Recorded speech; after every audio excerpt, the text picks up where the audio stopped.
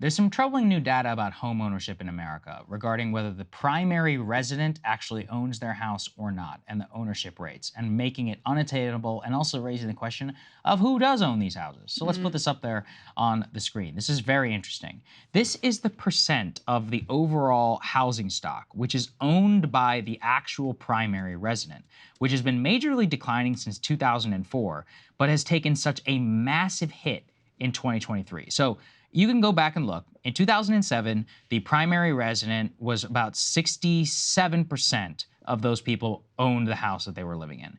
In 2023, that has now dropped to below 60% for the first time in the 2000s. And the reason why that really matters is it does and shows you that the interest rate in particular have made it so unattainable for people to be able to buy their homes that you are creating a mass rentier class. I mean, remember, a 12% drop is millions of people who are unable to own their overall primary residence and are at the mercy of their landlord. And then the question is like, who are these landlords? A lot of them are boomer homeowners who have held the properties now for a long time. They're not going to sell them because the interest rates are so high that they won't want to buy anything else.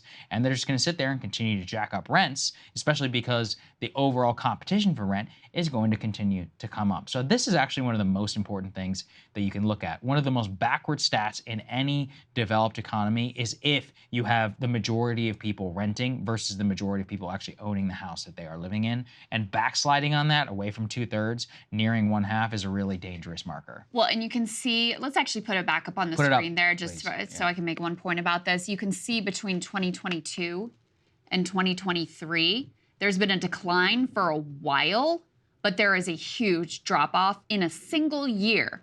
So you ask yourself, what has changed? And I think the very clear answer is Fed policy, interest rates, the fact that mortgages are so wildly unaffordable at a time when housing prices have not really come down from the peak of their height. So prices are still extremely high. And then you add on top of that extremely high mortgage rates. It makes it impossible for regular people to be able to buy a house. So guess who swoops in and takes advantage of that situation, who doesn't necessarily have to worry about mortgage rates? Permanent capital with plenty of cash comes in and buys up existing housing stock and pushes the country even closer to their dream of basically being America's landlords, which is something that we have talked about and covered here extensively. This is a disaster on a variety of levels. Number one, there's a real argument to be made that at this point in America, the biggest class divide is between people who are homeowners and people who are not. Because with wages failing to keep up with inflation and stagnating over decades, the best way to actually build wealth in America is to own a home. And home prices have continued to go up and up and up. Long before we were having this conversation about inflation, home prices were, rapidly escalating and wildly more unaffordable than they were in previous decades. So if you own a home, that's great for you. You're benefiting from that increase in wealth. For everybody who is shut out of that, it's obviously a disaster and keeps you in this incredibly precarious position. The more that you have permanent capital coming in and commodifying the entire housing market, the more they also control the market and can jack up rents. Many of these companies use algorithms to set the rents at their properties, and they've calculated they'll actually be a little more profitable if they set the rents beyond what the market can really bear and leave some units vacant just to extract that extra profit out of the residents that they do secure. So it's a disaster on a whole lot of levels. And just on a deeper level, Saagar, I think it just really reflects how our entire society, our entire economy, like really key parts of just like our humanity have been commodified. Housing is no longer really seen as just like, this is a place for people to live and shelter and have their family. No, this has got to be a money-making venture that's good for somebody's bottom line that they can, gobble up and package together and make as much money as they possibly can and squeeze every possible penny over it. And so it's a real disaster for a lot of people. What's interesting to me, too, is looking at some data about who's actually purchasing these homes. Yeah. It's not just permanent capital who they definitely bought a lot in 2021 and 2022.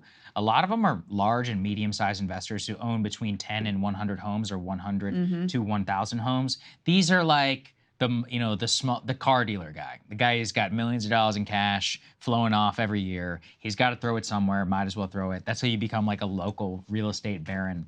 These guys are purchasing homes like nobody's business, and small investors as well who are taking advantage of that. They're going to eat the interest rate. Maybe they'll refinance at some point later on. But the point, really that comes through in all of this is that if it's not the primary homeowner, somebody somewhere is trying to make money, a dollar off of you. Yep. It could be the big guy, it could be the small guy, but it's better off whenever you're the one who's actually building the equity. And when you have such a massive shrink in that number in just a 1-year period, that is such a shock to the overall housing market that it's just going to change everything. So look, the more that we look and the more that we think about this, it could be like, if you get that number to below 50% or down to 40%, that's like that's a complete societal change from where we've been for the last 75 years. That's right. And that's the direction we're headed in. That is. Okay. We'll see you guys later. Hey guys, if you like that video, go to breakingpoints.com, become a premium subscriber, and help us build the best independent media organization on the planet. That's right. We're subscriber funded. We're building something new. We want to replace these failing mainstream media organizations. So again, to subscribe, it's breakingpoints.com.